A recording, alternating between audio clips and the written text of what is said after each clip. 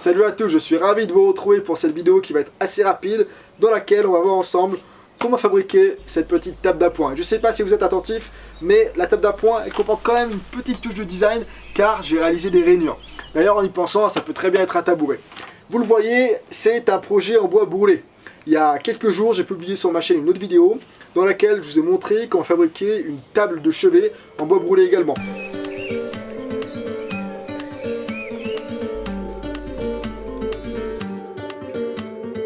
Donc si ça vous intéresse, pour ceux qui ont raté la vidéo, je vous la mettrai juste en dessous dans la description. Pour vous expliquer un petit peu le contexte, j'ai pu récupérer il y a quelques temps des chutes de poteaux de bois sur un chantier et je souhaitais en faire quelque chose d'utile et d'esthétique. Donc j'avais un design dans la tête que je voulais tester depuis quelques temps. Je ne pensais pas que le design pourrait me plaire, mais comme on dit qui ne tente rien à rien, donc j'ai testé et au final le design ne me déplaît pas tant que ça. D'ailleurs je serais intéressé d'avoir votre avis à la fin de la vidéo.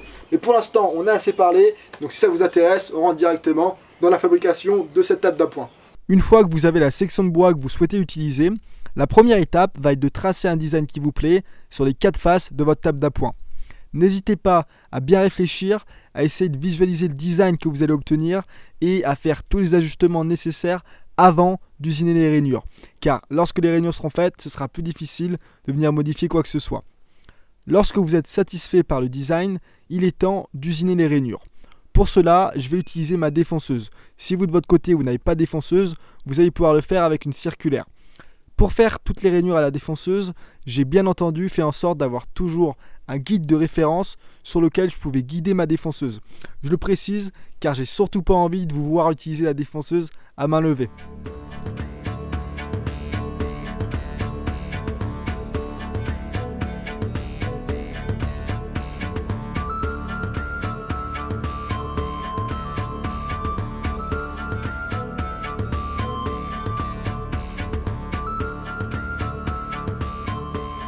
Une fois que toutes mes rainures étaient usinées, j'ai pu prendre le chalumeau pour brûler toutes les faces de ma table d'appoint.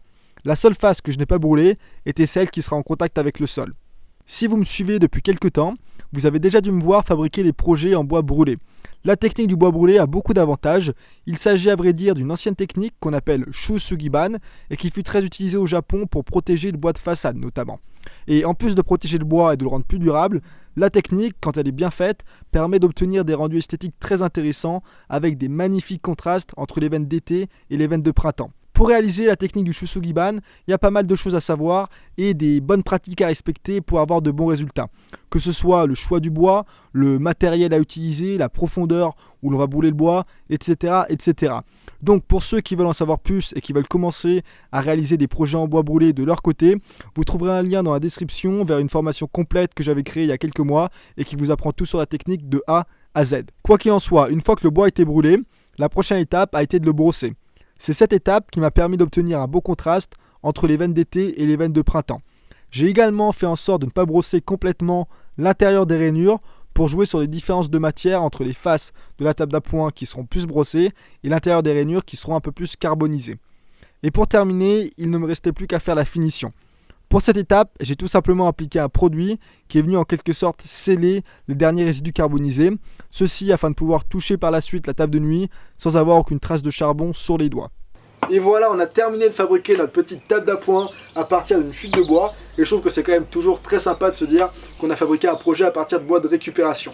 Je suis intéressé de connaître votre avis concernant le design avec les rainures. Donc dites-le moi dans les commentaires. Et quoi qu'il en soit, pour ceux d'entre vous qui veulent en apprendre davantage concernant la technique du bois brûlé, alors je vous mettrai un lien dans la description où vous pourrez avoir plus d'informations. Pour les autres, on se retrouve dans les commentaires, j'attends votre avis avec impatience. Et pour terminer en beauté, comme d'habitude, je vous dis merci à tous, prenez soin de vous et à très bientôt.